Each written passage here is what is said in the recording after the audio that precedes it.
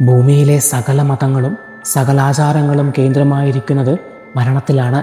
അതുകൊണ്ട് തന്നെ പലതരത്തിലുള്ള ധർമ്മമന്ത്രങ്ങളും കുരുതികളും ശവപൂജയും സ്വയം ത്യാഗവും വഴി പല ആത്മാക്കളെയും വരുതിയിലാക്കി അവർക്ക് മോക്ഷം നൽകാമെന്ന് വ്യാമോഹം നൽകി പലതും ചെയ്യുന്ന ആളുകളുണ്ട്.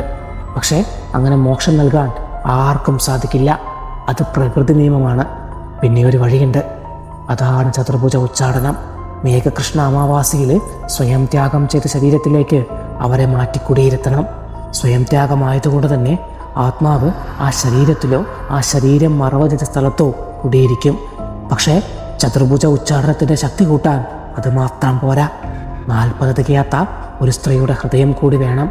ശരീരം വിട്ട മനസ്സുകളുടെ യാത്രയായിരിക്കാം ചില രാത്രികളിൽ നിഴലുപോൽ നമ്മെ പിന്തുടരുന്നത്.